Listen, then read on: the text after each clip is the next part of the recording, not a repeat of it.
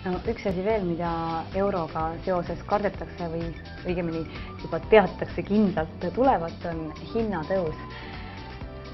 Kuidas seda oma väljaminekuid ja seda, kas nad suurenevad või ei suurene, oleks võimalik kontrollida?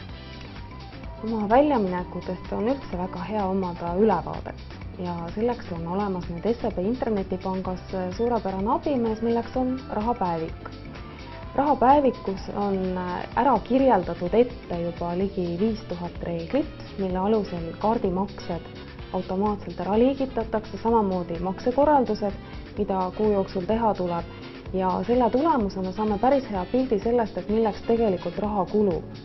Kui palju läheb eluasemekuludeks, kui palju transpordiks, kui palju söögiks, mis on vaba aja osa, kui palju läheb lastele, muudeks kulutusteks ja nii edasi. Ja seesama rahapäevik oleks abiks ka siis, kui toimuvad mingisugused muudatused, kas või see eurole üleminek. Et vaadata, et mis sai enne ja mis saab siis pärast 1. jaanuari, et kuidas kulutuste struktuur muutub, kuidas kulutatud summad muutuvad, kas üldse muutuvad. Nii et selles mõttes väga kohane kasutada. Ma saan aru, et kõik see siis, mis me teeme kas oma internetipangas või siis pangakaardiga juba läheb automaatselt sinna, ma ei tea, tabel on õige öelda selle kohta? Põhimõtteliselt jah, sellisesse kulutuste tabelisse, et meie rahapäeviku üks suur eelis muude taolist abimeeste ees ongi see, et ise otseselt midagi tegema ei peagi.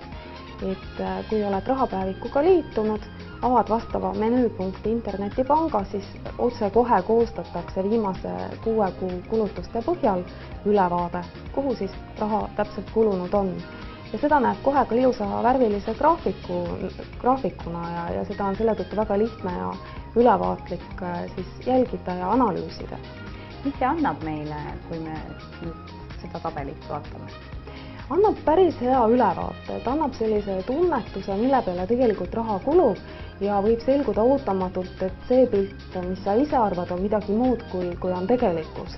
Ja selgub ka see, et mille peale siis läheb raha kõige rohkem ja mille peale mitte siis nii väga palju.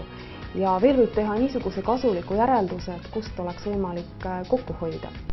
Ja rahapäevikul on veel üks hea omadus, et on näha ka 10 suuremat meilt nagu maksete saajat ja samamoodi 10 suuremat kulugruppi, et siis saab ka vaadata täpselt, et kes on need firmad või mis on need kauplused, kus me kõige rohkem raha ära anname ja kas me tahaksime seal teha mingeid muudatusi.